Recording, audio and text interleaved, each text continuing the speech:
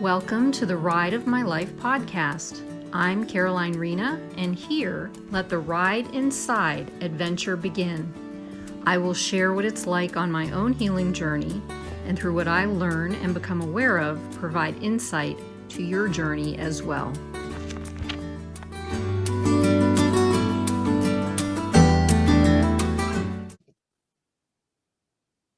Hey everyone, I'm Caroline Rena, and welcome to the Ride of My Life podcast. And today, I'm so excited. I've known Barbara. How long have we known each other? I don't even know. Like maybe 3 years, something 3 years, like that. Something like that. I don't know. We've known each other for a long time.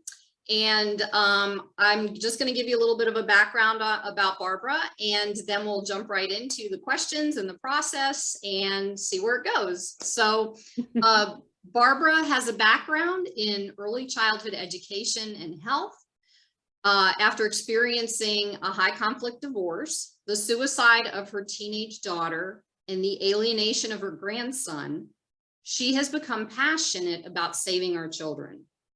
This involves working with both mothers and children, and Barbara teaches and trains on mindset and lifestyle hacks to help mitigate the effects of trauma.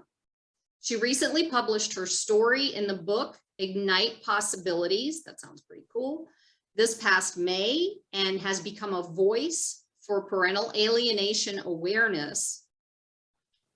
Also, Barbara has recently started a membership group called Own Your Life, and this is for women, as well as a YouTube channel called The Hackable Life. So here we go, Barbara. That's awesome. That is so cool. And what's interesting is we have both, except for, everything you went through with your daughter and your grandson, that I can't even imagine either one of those happening with me. And I can feel, I've known you long enough. I can feel, I understand, what you've gone through, obviously, to a point. I do get the high conflict divorce. I do get the parental alienation piece of it. And so we have a lot in common, especially throughout our lives, with the trauma, because you've experienced trauma yourself outside of later in life. And so that's kind of what I wanted to get into in a few minutes. However, let's start off with, I'd like for you to share what kind of work you do with people. I know you've got a lot of great things happening, and I never really sat down and tried to, figure all that out, but I'd like for you to share what it is exactly that you do for people. Well, it's so interesting because I think we both have been evolving as a lot of these things have happening. And so I have been in a process of where is the clarity of where I can really serve. Mm-hmm. And what I've come to find out is, and the reason I mention that number of things is because I belong to different clubs. People have lost a child, parental alienation, high conflict divorce. But what my story is about too is moving on from that and belonging to ourselves and owning our lives. And so I realize, especially, I've been working more with women, and I especially want to work with women with children. And I'll speak to that in a moment, because I want to help. I'm always about prevention and knowing what I know now, going through the grief I've gone through, going through learning and studying about trauma, and releasing lots of my own trauma. We're never done. And I think right now is very traumatic times that we're all going through. And I certainly sense globally what's happening, especially with the mothers and children.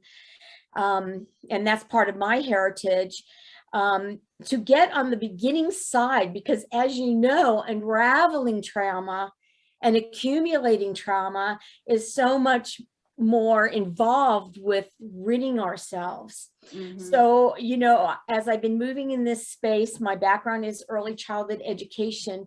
And for 25 years after being in this high conflict divorce, because that's about how long I've been divorced even, is how can we empower our children or navigate self-worth and everything, and knowing what you stand for, who you are, to navigate and give them the tools to navigate this so they don't get stuck or pulled into. And it could be with social media, with bullying, with all, you don't know what things children will be exposed to.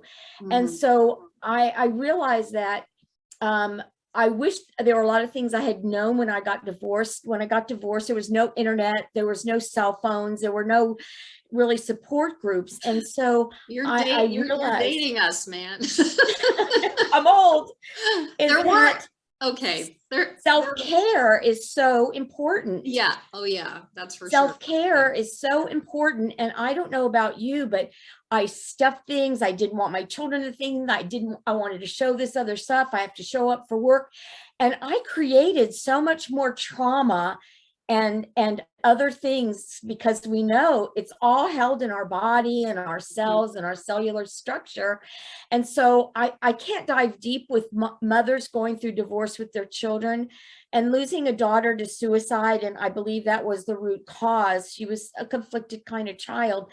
I feel like I have some experience to offer the parent at that time. And we don't dive deep, but how can you keep your emotional feelings when you're at the time of divorce? You know, you're not getting along. We know the court system and how that works and revs up everything. So helping to keep women calm and to deal with their children, so they can be as healthy as they can at that time, and even make better decisions, and you know, and not take on so much more trauma that they don't even realize that they're taking care of. They're importing, you know, because I think in our society, it is don't show your feelings, don't show your emotions, put on a good face. And as you've been talking about grief. Yeah, the good news is it's getting better. I think there are more people who are starting to recognize it, and I'm really grateful for that. However, there's still that old mentality sometimes that leaks in with that. So yeah, it's really important for people to understand that it is okay to grieve. It is okay to have feelings. It is okay to let them go and use them, because I always talk about this. They're like a GPS system for us. They help guide us through life. They're there for a reason. We didn't just make them up because everybody has these same feelings. We couldn't have made them up, you know? So, and you touched on something, and I was going to start the process, but I wanted you to go real quick, well, as quickly as you can, but as short as you can, into your story, because you mentioned again about your daughter committing suicide, and a lot of kids these days are doing that, and a lot of people these days are doing that. And I think it's important for people to understand kind of where you come from in the work that you do, and you know, kind of why you do it, you know. So if you don't mind doing that first, and then we'll get into the process. So I was married 21 years. You know, I stayed 10 years too long. So that's one of my messages. And I was really ready to get divorced after my first child. She was 2.5. And, you know, without going into details, my ex-husband didn't like birth control, blah, blah, blah. So I end up with another child. And she was really a conflicted kind of a child, a real intelligent, but conflicted child. And so I kept holding on, maybe like other mothers do. I was afraid then to be a single mom, and how I waited to have children so we had enough income where I could be home and stay home. And that was a big desire to, maybe this will touch on something too, to be the mom that I wanted to be, not the mom that I had. And even though my mom was a stay-at-home mom, she was never home. Anyway. So there's abandonment. Just saying. Yep. That's true. Thank you for pointing that out. And that has been a theme. So then it was like, oh, let me get her out of diapers and let me get her in preschool. And so I kept creeping along. And this is one thing I want to put in my course too, is that then I allowed a lot more emotional abuse to occur. I use the analogy with my friends. They knew I was miserable. I climb up to the high dive and want to jump off. It's like, I climb back down. And they got divorced. It's not an analogy for me. No. So I'll have to hear more. I haven't heard that part of your story. Yeah. So you know, and being early childhood educator, I couldn't put my finger on what was going on with my daughter. She was brilliant. She was conflicted, and she was this interesting person. But my former husband was a black and white accounting professor, you know, black and white, and I'm a gray person, you know that. And so, you know, this child, I was trying to find the easiest way to become divorced without causing trauma to our children. But I was married. I hate labeling people, but you know, at that time, they weren't talking a lot about narcissism. I mean, this was extreme narcissism and is to this day. And so I kept, then the term was a controlling husband or whatever. Mm-hmm. And so my daughter didn't need this trauma, and she couldn't really navigate through this. And as you know, custody things. And now what I know, I kept thinking the courts would be fair. This is how we met each other through this. I knew that the fair courts, the fair courts. Yeah. I didn't realize. That's Yeah. why I think, you know, it's almost like building a house. You know the next time what to do, but the first time through it, and I don't plan on going through that again. But I thought the courts, I kept waiting for fairness and justice. And what I've learned now is there, it isn't happening. And that's why I want to share some of this wisdom with others, because I had just, you know, and I was a mess, but by staying those other years, by the time I got divorced, I was really an emotional mess. So I wasn't contributing so much either, you know, trying to keep everything together and having this both difficult children, really. But so I don't know if that tells enough of a story. So I have felt that I never thought anything like that could ever happen in my life. Or how did this, my daughter, actually, this may be hard for people to hear, and you have to understand it's been 20 years now, for 19 years for me. So for everyone hearing this story, I have to be careful with it, because for them it's new. And so she took her life in her father's home while he was home. So when we talk about divorce and other things and having to let your children go. And so writing my story, I have my book here, it was about how do you overcome things? And we had to have a quote, and my quote is, "You're not the pain you have known, you're the possibilities you choose to live into." And so when I see you right now on the ride of your life, you know, moving on, doing the work. And I think so many people don't want to do the work. It's not fun work, but it's such self-discovery. Yeah. You know, and I'm going to touch on the don't want to do the work. I don't know if it's necessary. Yes, it could be don't want to do the work as part of, they're probably afraid of what they're going to find, you know. And I'm just going to throw this out there, because this isn't about me, this is about you. But the thing is because we're talking about trauma, because we're talking about, you know, the things we can do to lead into finally getting into self-love and understanding who we are and pushing through and, you know, doing the things and letting go, you know, I wish I had that comment, but I don't. But anyway, I feel like why did I start this? remind me why I started this.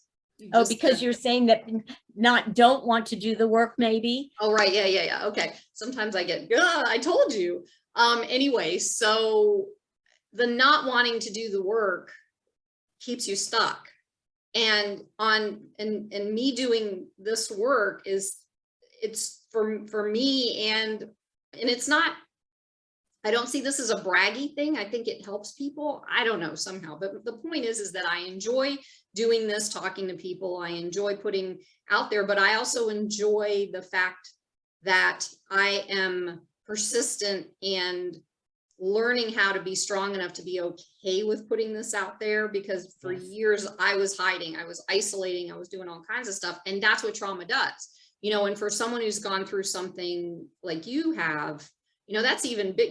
You've got like big traumas. You don't have, they have these things called micro traumas and macro traumas. I don't know who knows what about that, but the micro traumas are little things like, for example, my son told me one time that, you know, leaving him at the daycare center, and because I had to work, and that's his feeling of abandonment. And I was like, but I did everything I needed to do. I told him I loved him. I told him I would be back.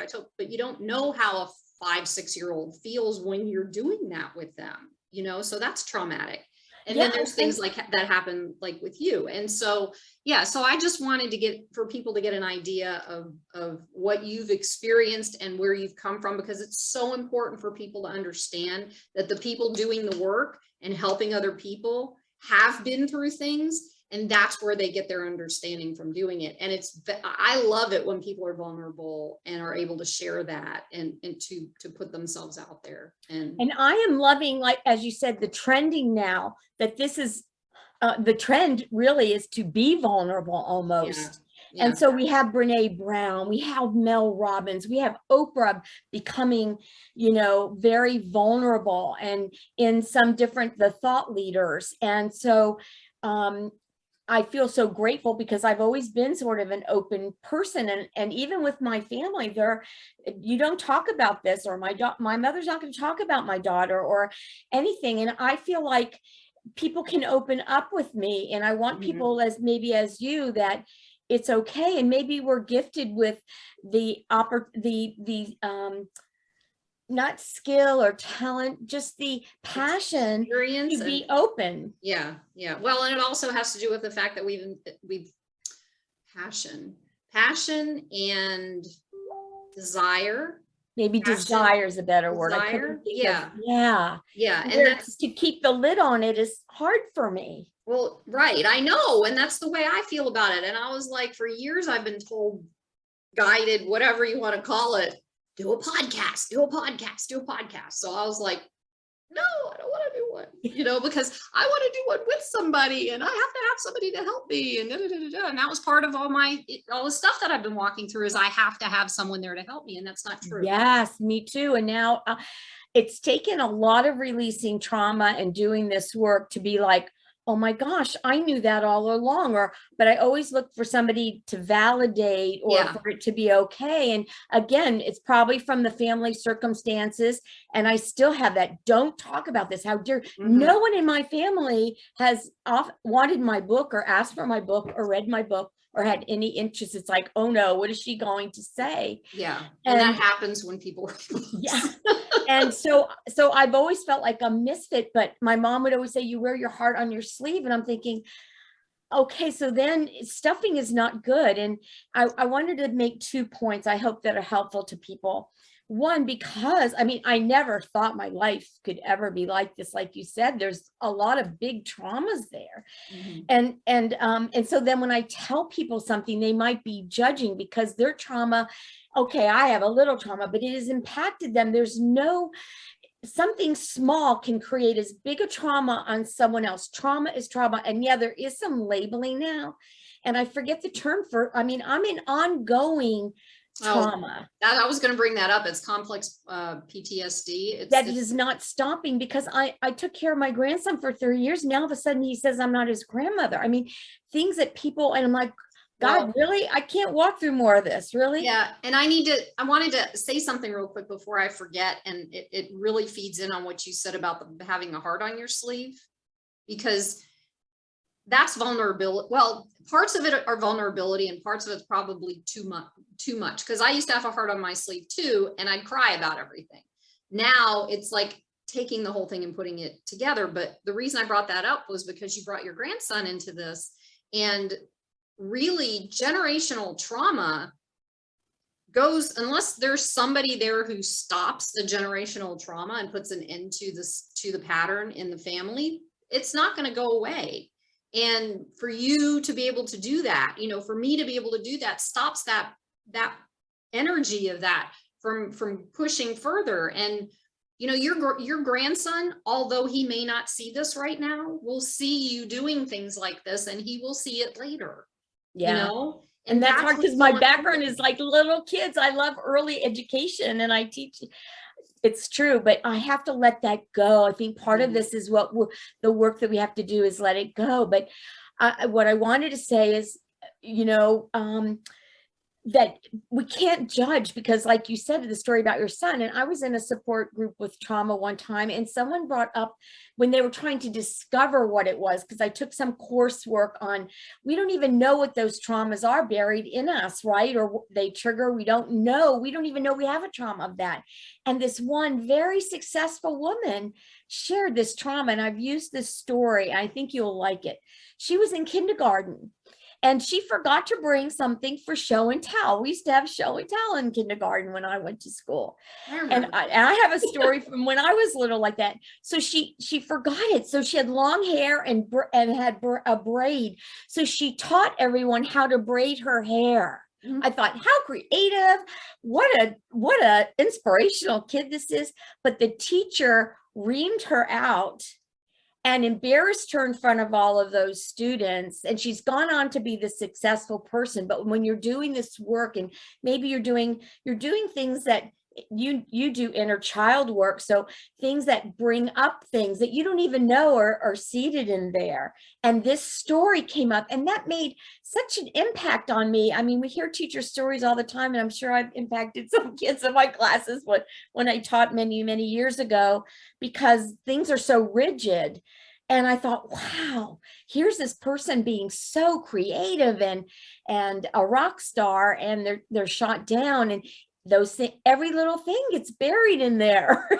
Oh, trust me, I know. In fact, it's interesting. I'll throw this out real quick, and then I'm going to lead it into the next piece. Did you have anything else you wanted to share before I start leading into? No, just that when people, they might think when they're talking to me, then their trauma is small. And I just tried to, I really want to make that point. Every trauma matters to each person, because what it might do to you, it might not do to somebody else. And so, and also children younger and younger are taking their lives, like at 12 and things. So I really feel that trying to reach the children before they start getting into some of these things and give them some tools.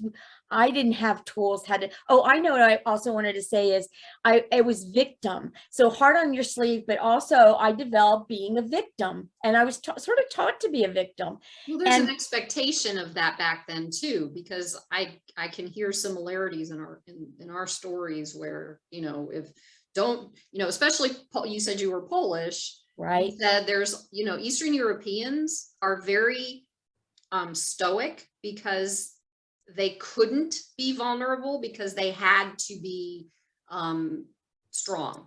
So, and they didn't know who to trust, and they were paranoid. Well, right, because of everything that's been going on over there, and it's like, so when they see a sensitive child coming into the picture, they're like, oh, no, you can't do that, because you're gonna whatever, and that's not true. They were trying to protect you, and it became cultural. So when you talk about ancestral, exactly, and this is what I'm seeing happening in our world right now today. I know, oh gosh, and I apologize, there's noise coming from outside. I'm sorry. But I see that's why I'm going to say this. My organic, look at me. I'm outside, right? No, not really, but it's all organic. It doesn't matter if you had a cat walk across your head. I'll be perfectly content with that right now. So go ahead. I don't want to get up and close. Anyway, so I hope that sheds light for people. And now it doesn't feel comfortable for me to be a victim. And I was so happy one day when I felt that. I'm like, I don't want to be a victim. And so, I also have to be careful telling my story, because then people, they want to feel sorry for you, or oh my gosh, and to have all that. And I'm like, so I share my story when I feel it can be helpful to someone. And that's why writing my story, but yet in 7 pages, I had to say, how do you overcome that? What are the possibilities in your life? Because I've seen so many people, if they've lost a loved one to suicide, or if they've lost a child. I've had several friends that have lost their children for other circumstances, and it's easy to get stuck. Yes, it is. Well, and the thing is the stuckness doesn't come from a conscious decision. The stuckness comes from all of the wounding that we've carried with us, and that we didn't know how to get rid of. And that's why we talk about grief. That's why we talk about shifting these things, because you can't hold on to this and expect to live a life that's powerful and joyful and peaceful and have love in your life. Because if you can't even feel that for yourself, because of the traumas and because of the things, the ways that you've covered, I can't remember the word right now, but it's like if I had a therapist Depressed, around. like No, you it's like if you, it's compensating basically for Yes. whatever the trauma is. So you do things like become a victim, or you do things like codependency, or you do things like, whatever, different issues that different people have. You know, I can speak from these things because that's what I've done. And, you know, that's the only reason I'm bringing those up, but there's plenty of things that we compensate. That's the word, compensate for. And that's And my big concern that I have with my other daughter. And when we talked about bringing things up, I know it's like she doesn't want to, you know, I embarrass her about being open, but she's so shut down that, like you say, I want my daughter to be happy. This was a trauma for her too. Mhm. And so I have compassion. I think compassion and forgiveness have really been a big help to me recently, but she's not, when I said willing to do the work, I think it's almost like a Pandora's box that, and I think she's so afraid of what's going to come out. She's 37 now. Well, But that's what I was talking about earlier. It's like, yes, for us, even when we started digging in, we didn't know what was going to come out of there. A lot of people are like, you know, I remember one time I was told to get angry, yes, and because I always stuffed it. And then I was so afraid of getting angry because I thought I would rage out on people, but I don't have that. I don't have that particular issue. I don't rage. I'm not on wired that way either. They were Right. happy when I got angry because they go, Right, you need to get some exactly. anger out. So, but that's Or- the thing. It's like, And that's a boundary thing too, of yes, codependency of it's passion. this is It's a not boundary. okay. It's all kinds of things. But the thing with like, you can't force someone into doing something that they aren't ready to do. And the only thing you can do, like what you're saying, is just, you know, have the compassion, send loving energy to her in hopes that one of these days she's going to see it for herself and she'll be able to walk through what she's going through, because she's walking, I mean, she's having a hard time. And what I remember doing one of my courses in a personal development course, and they said that when we are having a hard time, when life happens, our lives are happening subconsciously. We're living out of an inner child. We're living out of a 5-year-old. We're living out of our 10-year-old. And so what happens is our behaviors come out sideways. They don't come out. They're not like open. We aren't expressive. We're scared. We're angry. down. We're sad. Everything. So all of our behaviors are more of reactions Yes. to things than they are decisions to be a certain way, you know? So anyway, I want to make sure we have enough time to do this, but Yes. you told me, okay, so I'm going to start it like I always do. Whenever I have someone on who has a process to do with me, I want to show that process off. However, we do not talk about the process before we start. So whatever happens, happens.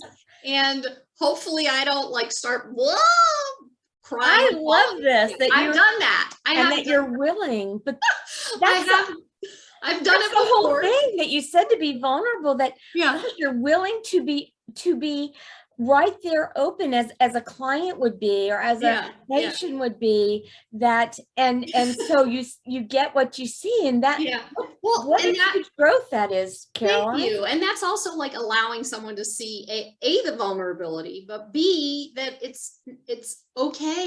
It's okay to do. It's unpredictable. You find the work and you do whatever works for you. And you know, for me, I don't know what to expect. And actually, every time I do something like this, it helps me more. So I'm like, sure, bring it. But what I'm going to do is Barbara's going to do a short process. And once she's done with the process, if I have an ability to respond and give some sort of a, you know, I can kind of explain what I went through and all that, I will do that. Sometimes I'm not in the space to do that, and sometimes I am. So it doesn't always work the same. So then what it could possibly do, which it has done before, if I not having been in the space to, you know, kind of do a follow-up and explain what happened, is that it opens something up for me over the next few days and then you'll hear about it in a video, or you'll hear about it in a blog post, or you'll hear about it in a regular post. Like even today, today we're recording. This isn't live. I'm giving myself up. Throw me under the bus. Anyway, But so what you said is so true, though. I don't experience things oftentimes until a little later. Yeah. And I'm just going to close this door. Maybe it will okay, you do that. And while Barbara's gone, what I'm going to talk about real quick, I just posted something today about deserving, feeling like you're deserving. I have never felt deserving ever in my life. And now I've got sirens going on outside, but I don't hear it. I just posted something that says, I deserve blank. And I want people to fill that out, and let's see what happens. But anyway, by the time you see it, it'll be a couple of weeks ago, but I did that. And that's what I was going through. So that's what I posted, because that's what came up, from the last couple of sessions. So there you go. And isn't it fun unraveling? Like, this is the first time in my life. Now I'm 68. Oh my gosh. I still can't get over that.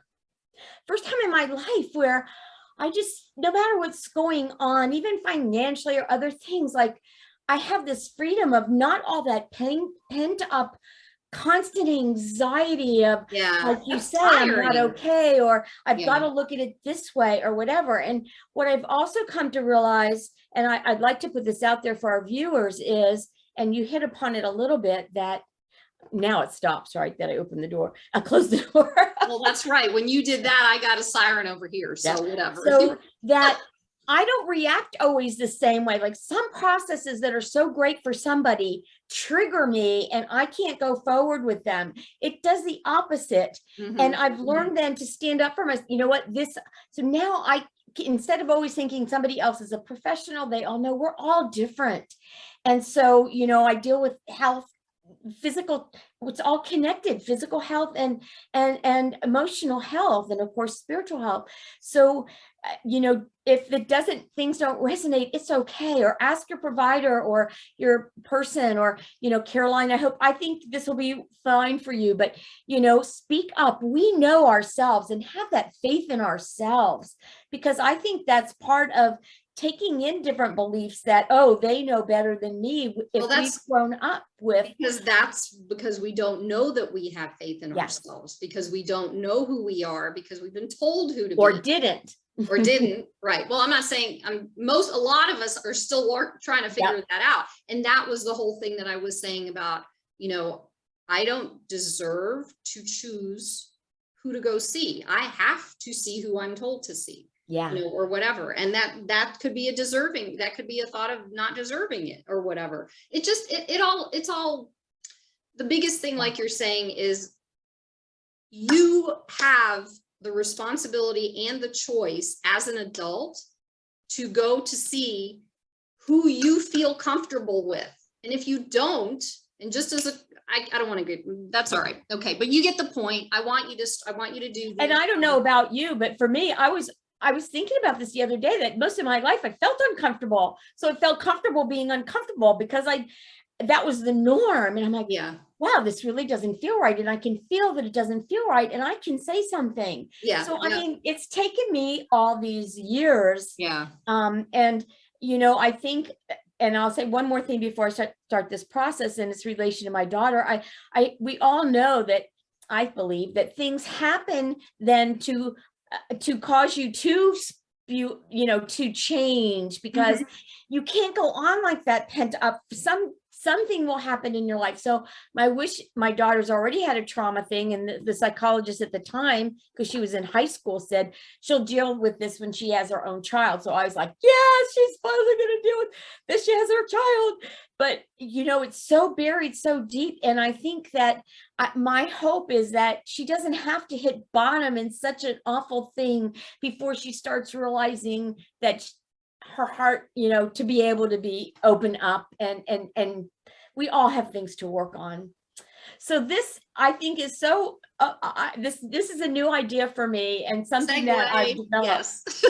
And it's, I think it's so exciting. And what you're doing right now as the ride of your life is you're journeying through your limited beliefs. You were just talking about limiting beliefs, and talk about, because of children, you know, so many of those were survival skills. You do all the inner child work that you picked up just to survive in your family. And then they're not your MO core working system for now, but you don't know that that's the background that's like in your computer running you, because, you know, maybe you weren't picked up as a child, maybe you weren't, but you're a baby, you have no language, you don't know.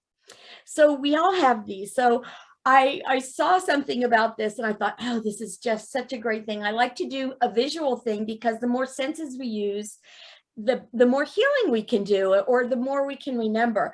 So a long time ago, they used to have rubber band balls. I remember those. And so a lot of it, even at work or something, rubber bands a lot of times even came this way. And, you know, I think it just illustrates limiting beliefs so well. Like maybe there's just some tiny little ones in the beginning as you're a baby and little, and all of a sudden these limiting beliefs start piling on and you don't realize they're happening. It's almost like a snowball, you know, picks up the snow and it gets bigger. And these limiting beliefs start piling up.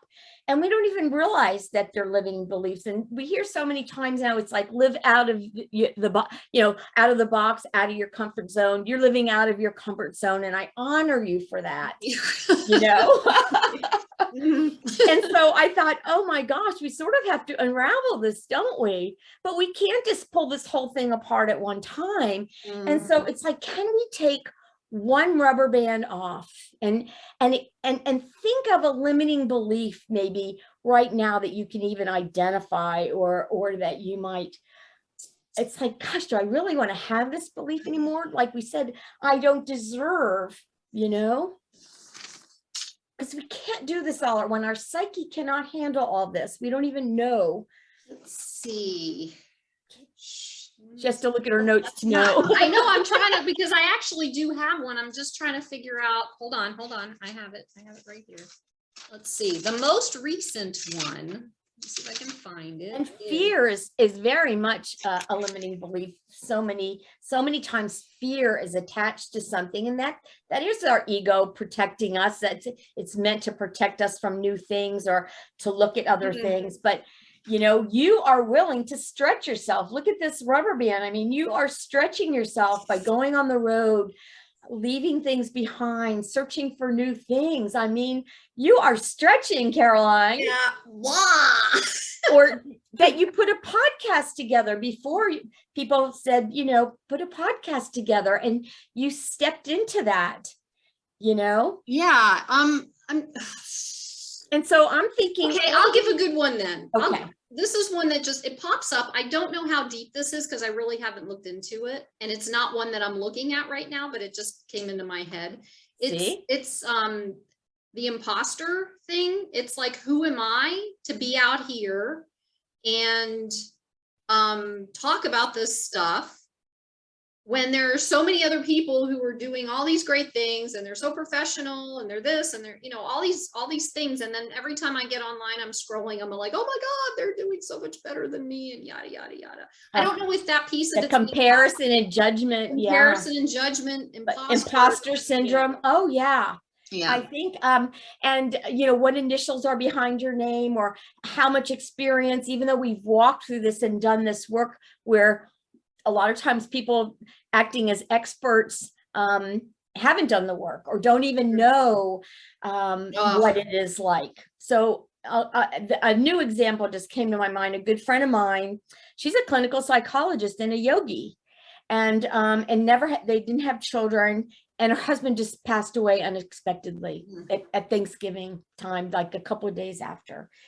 And she's a clinical psychologist, and also being in the metaphysical world, if she teaches, you know, the 4 agreements and all of this, the grief that she's struggling with right now is so real and so debilitating. But she's so angry. You had to go and die, you know. I mean, it's interesting how you don't know how that's going to come out when I'd never experienced any kind of grief like that in my life. Well, before we go any further, I just want to throw something out here, because I do work with people going through grief, and grief will come out in any way. It'll even come out in happy and laughing. So, you know, but as far as grieving, to even get to the part to cry, sometimes you have to get angry, because Yeah. sometimes you can get angry enough where you will cry, and Yes. then you can grieve. And I feel Yeah. like that's really important. And just I so don't- watching, she's probably guided people through grief, and she worked Yeah. a lot. But what I was going to say is, so we judge professionals, but until somebody goes through something, you don't really know it. So we've walked through a lot of these things, and I've been able to help her. And I go, whatever you feel like at the time is how you feel when you're going through grief, you know? And it's So- okay. It's and okay. it's okay. Yeah. And so here's our limiting beliefs. And, you know, are you willing to stretch it? Are you willing to go beyond it? And I don't know about you, but in school, kids used to always be, you know, so are you going to take it and sting somebody else with it because you don't know what to do with it? Or are you willing to go, this isn't serving me anymore. I don't know where I picked it up. We don't even need to know, right? I just want to see where we're going to fling it. But not at somebody, not at somebody. Go, ready, set. Can you fling it to the ocean so that's not going to come back? Yeah. Or do you fling it and you pick it up and then you start a new little ball? Well, it's really not so big, and you start another little ball with this one limiting belief. Or are you really ready to let it go? And I just met someone recently. Well, I want to make sure that we have time to do the process. So, because I still have a question I need to. This sort of is the process. Oh, that is okay. I don't. It is. It's just a visual of, oh gosh, how many more limiting beliefs? I'm trying to make it simple. There's a lot. There's a point. There's a lot. You know, and so take one. So here's the process. Take one, identify it. You know, I think, how is this limiting in my life? Or is this just fear because it's different than what I think? Or did I really pick this up from someone? Make 2 columns. Is this limiting belief valid? Because sometimes limiting beliefs are, or is it because I'm just afraid, or it's different, or it's odd? And we pick these up all the time. And I just met this woman, I was going to say, and we were at a conference, and she wouldn't put anything from the water fountain. And she said that her daughter had gotten mono. Her daughter now is in her 40s. Okay. She had gotten mono, and they believe she got it from a water fountain. So for 40 years, this woman has never drank out of a water fountain or anybody in her family. So that's a limiting belief that, oh my gosh, water fountains make you sick. Does that serve you or not? If I'm thirsty, I'm dying of thirst, to me, having dehydration is worse. You know? And I'll give another example, because it's up to you what you do with it. Do you pick it back up? So many times we pick them back up because it feels comfortable. It's warm. Maybe we'll make it a little smaller or start a new little ball. But maybe are we strong enough to really take that and fling it into the ocean, somewhere where it's not going to come back? Or are we going to take that and hit a spouse or child, or it comes out and you're putting that onto somebody else because that's your limiting belief? Right. Yeah. And so it's your reaction too. That's the coming out sideways when you fling it at the spouse. Yeah. It's like I used to think of, you know, being slimed. Get the slime off of me. Who can I slime? Because I don't want to be slimed. And so I just thought of this ball, and it's like, okay, I can take one thing at a time. And is this an important limiting belief for me to bring? And I think right now with the pandemic, other things, many people have been picking up lots of belief patterns. I see it in myself, of maybe not going out as much, or certain things, and being aware even of picking. I don't want to pick up more and make my ball bigger. Well, you know? And then I because you're sharing it this way, I think it's important that, I mean, really what I'm finding for myself is every single time that I give myself the gift of grieving, those limiting beliefs drop. I mean, I literally, as you say, I can, okay, that's it, done, out to the ocean. I don't want you anymore. You don't need them anymore, because as what you were saying, they're there to compensate, to protect us from when we were little kids, when we did need them, because or in a marriage, or well, I mean, it starts in childhood, because we come up with these ways of dealing with life as a child who doesn't understand life. So when we do that, and we start to contain that, and literally it contains in the body, then we don't understand as we grow older and we start like reacting to things outside of us as that child who was traumatized or whatever at a certain age, because Yeah, and we this, don't know how to respond to that. So we start to come up with this we make thought, stories. like, I mean, as a child, I always compared myself. I always judged myself because I felt like I was being judged, and it was the only way for me to work through it, was to say, to decide, I guess, you know, well, if they're going to judge me, then there must be something wrong with me. So I'm going to judge myself. And, you know, it sticks inside of you. It gets bigger and bigger, like you're saying, until we make a decision to let that go. And you're right, it's important. And that's a big ball of lots of beliefs that you're holding on there. I know. And Yeah. I thought, you know, and also for lay people to have something, when you have a visual like this, oh my gosh, it's a rubber band. Let me just, you know, sometimes when we attach little things, it really makes it simpler for us to let go of some things. Yeah. And but this woman, her daughter was a teenager when she got mono, so that wasn't a childhood thing, but she started telling me about her childhood, and I saw then why she would pick up on that being a limiting belief. Because until you can get to the core ones, right? Yep. And I'll give you one more example, and I hope this was helpful to you, because now I know when I started looking at this, I thought, oh, I'm just gonna, oh, I can get rid of that. This is fun, you know. I'm I done want to with see you fling the rubber band. I'm waiting for you to fling the rubber band. Go. Okay. Yay! You are, and Such a good my teaching. family, I relate to what you're saying about judging, because every time I did something to accomplish, they'd always point out somebody else better than me. And I realized I'm not allowed, I'm not good enough. And, you know, it gets in those ruts in our neural pathways. Well, then that's exactly why I feel like I'm an imposter, because someone else has always told me that I wasn't good enough at something. And every time I tried and thought I was doing good, I didn't feel like I was doing good, and I was told that I wasn't. So I'm here to tell you, you are an amazing woman. And since I met you, you have evolved and changed and been willing to do it, because this takes a lot of courage to be willing to walk through the ugly parts of all of ourselves and still love ourselves. All of us have different work to see your growth.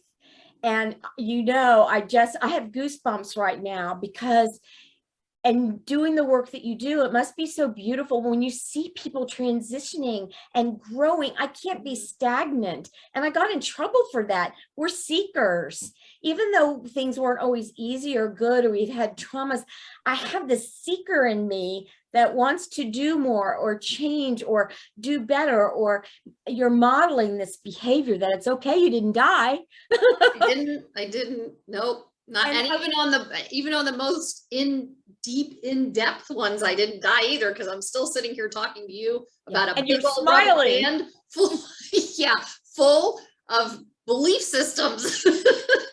Yes. Yeah. And it's okay. Then we judge this. Oh, my balls are bigger.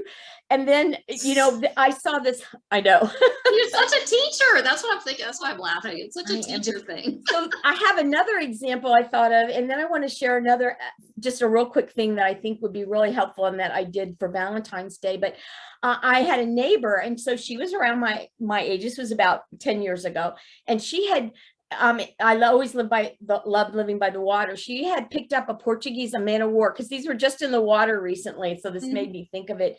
And she had a very embarrassing situation. She was in her 20s, I think. And I think they stripped her down on the beach, and the lifeguards were there and put her in this tub of water. She's never gone in the ocean.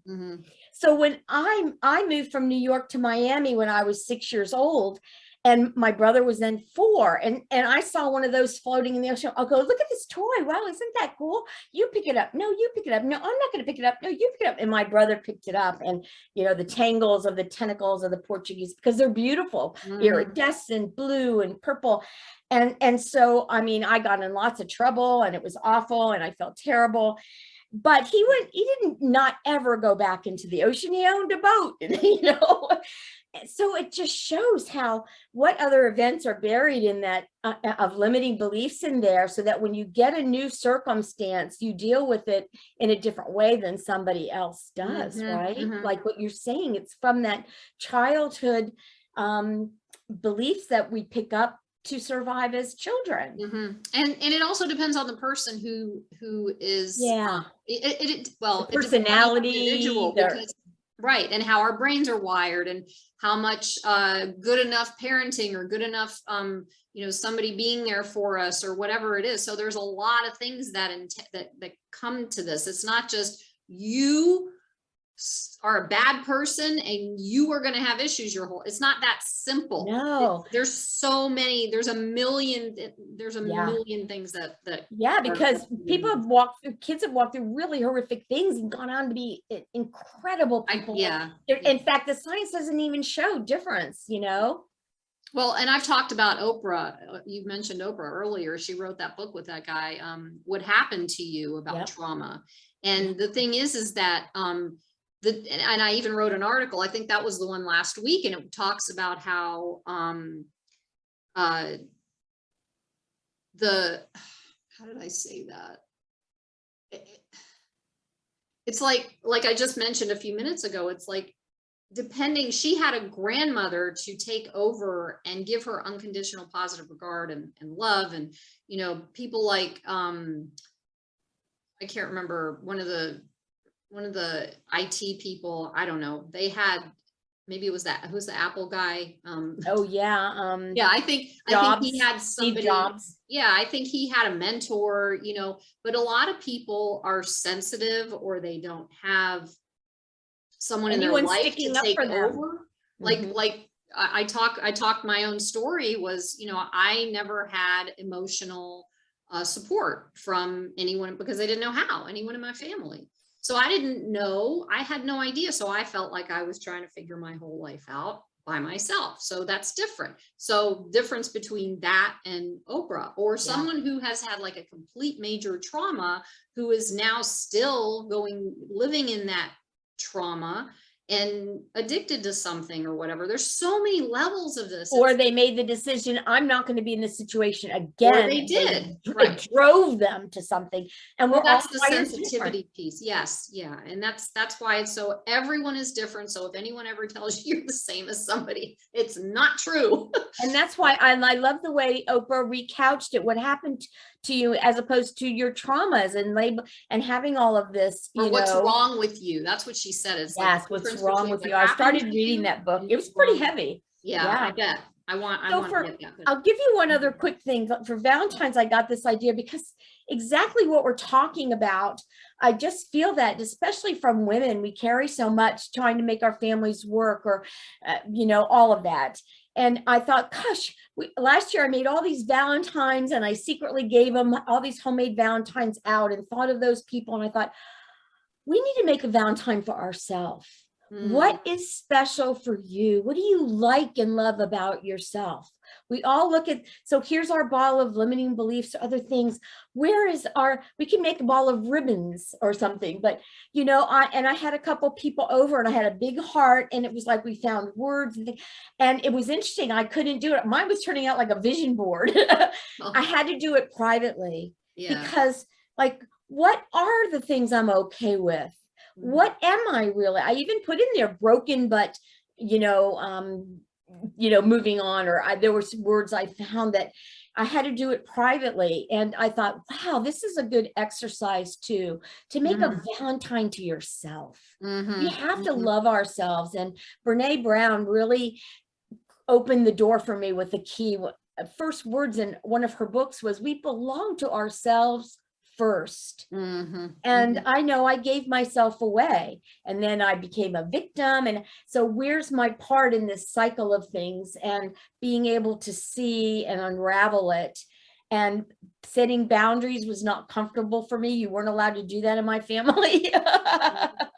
Yeah. And so it's complex. It's all Yeah. complex. You can see, I mean, just like you said, thank you for everything you said about, what I'm doing and how you see me now. I see the same thing. It's like, I know that I was a victim, 4 or 5 years ago. I know that. And I probably have my moments where I can still be a victim. The good news is that even though that happens, I jump in and I jump out now, rather than just sitting in it and waiting and feeling sorry for myself and waiting for someone to rescue me, because that doesn't work either.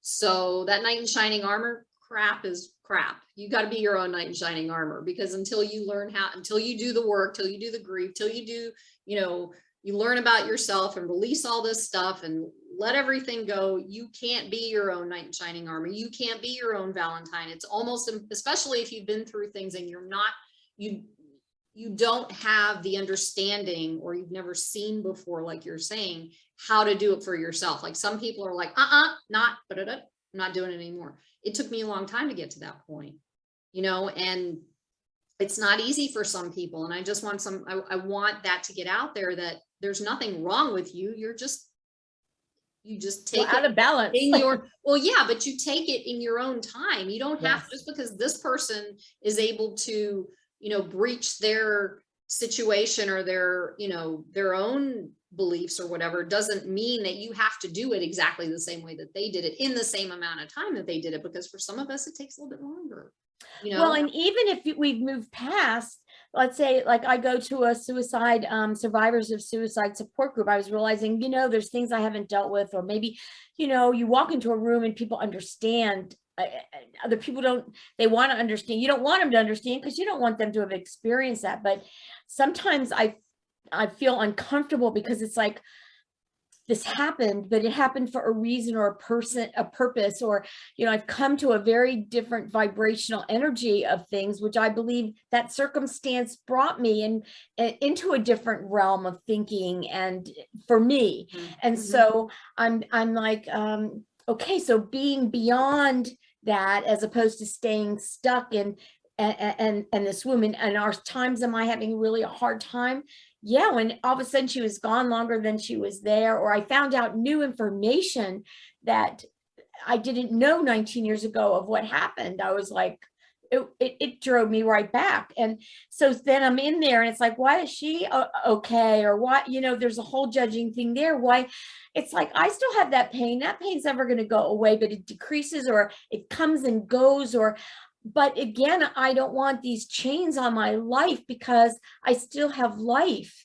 And if I can help someone with my story, or to move past, that's where I feel like I can serve. And we talked a little bit about this with another group we were sort of in, and, I can't stay in the dark anymore. I'm willing to do the work to be in the light, because I saw some glimmers, and it's like, this is a lot nicer.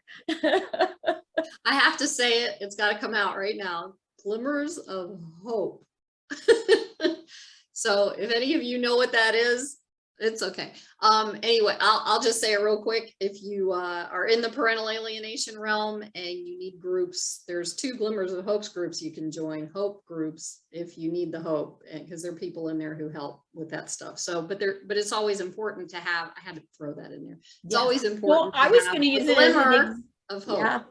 And I was going to use it as an example, almost as we're wrapping up here, that when we were just talking about, like, I wanted to get in that space. And so then I locked onto you. You had already created this group, and can I help you manage it? But then it was like, I didn't feel comfortable going out on my own with what I knew or what I had to do. But then through trial and error, it's like, this doesn't feel right for me. That feels more that I can serve this way. But it took me a little bit of believing. It's like, gosh, but we're all different. So our stories are different. So the way we bring things forth is different. And then that's okay. And that's exactly what I went through too, so, and that's so important, that we can recognize that we don't have to be like somebody else. And I wanted to close out, before I ask you the last question, I wanted to close out. There's a woman by the name of Megan Devine who wrote a book called It's Okay to Not Be Okay. And it's about grief. any kind of grief. It's grief of loss. It can be grief of death. It can be grief of life transition. It can be any sort of thing, which is why I really like that book, because it went through all different types of grief. Because grief like that we experienced as well with our kids is different than a child that well, you ended up with both of them, so And the loss of a child, the loss of a child, my through friend death in Miami, and the her son loss was of a child. murdered. Yeah. Yeah. So, but for a lot of these people who have experienced parental alienation, there's a grief that's hard to grieve until you can name it, something. That's not what Megan said. I'm saying it. That you can name it, like it's a loss. It's still a loss, and you can still grieve it. But anyway, what she says is that when we grieve, when we release this, when we let this go, we are allowing ourselves to carry it with us, and it makes us stronger when we can carry it. It's not going to go away. It won't, but we can carry it. And then at some point we can help somebody else through it, because then we understand and we don't crash back into, how we felt back then before we could grieve, but you need to do that work. It's so important. And we're all grieving now. Life as we knew it, everyone really is in grief right now. Life as we knew it, from maybe your jobs, maybe your family situation, not being able to travel, whatever that is, we all are in a grief situation. And even the world as we know it right now, we are in this. And I haven't read that book, but I've heard great things. So all, like you say, there's very many different types of grief and loss. And many different dimensions. There was something I was going to say, now I do forget, but walking through and, but I know, I was going to say, for me, when I'm helping others, it's helping me. Other people, they want to put their heads under the covers. And I wanted to say one other thing when you talked about it being so, you can't just unravel the whole thing at one time. I know my mother is a hoarder, and of course it's really difficult. And so I was always like, can't you see? And I go to visit and I'm like, oh my gosh. And well, I have a few things. I'm like, oh my gosh. And I was reading Melody Beattie. She's a very wonderful, and Codependency No More she's written. And this was, I forget the name in this book, but it was a daily thing. On this one day, it's like, you cannot rip the covers off of somebody else who's not ready to emotionally, their psyche cannot deal with that. You can lift up the cover, and it helped me give compassion. I was like, I was trying to rip that blanket or that Band-Aid off my mother, like, don't you see, it destroyed our family too. And but I realized, who am I to do that? And her psyche is protecting her from her wounds, whatever they were inflicted as a child that she hasn't dealt with. And I don't have that right. Maybe I can try to tip a little bit. And that was a good, I need some of those visuals sometimes to put it in perspective, because it is so psyche out there. And just the most important thing as well when we talk about self-love is, sometimes, especially when we're grieving, you can't rip the covers off yourself either. Sometimes you just have to let yourself be there and just lay there and allow whatever feelings are coming up, and just be there until you are ready to not be there. The challenge is having a support system, making sure you have a support system so you're not there for an indefinite amount of time, because there's limits to grieving. Because if you are going beyond what a healthy limit is of grieving, then you're probably going into depression. And that's a whole different ball game. But what I'm referring to is, give yourself a couple of days, or, whatever. I don't even know. It's that, and noticing. Stop. You have to be able to recognize that, okay, I'm going to give myself 3 days to just lay here under the covers and cry, or do whatever. And then after the 3 days are up, I got to start living my life again. And things come over you in waves sometimes. Like last week, I was feeling like that. And I thought, you know what? So before I would always push through and compromise myself. And now it comes down to self-worth, self-care. Mhm. Before I would feel guilty stopping or not doing, pushing through and creating more content and things that I wanted to do. It's like, no, I need to stop and I need to be with this. And it's Yeah. okay. I need to go Yeah. read a book. I need to be gentle with myself. I need to be quiet, and feeling okay doing that and knowing that I am really doing the right thing, self-care, creating Yes. self-care Mhm. for myself. Yep.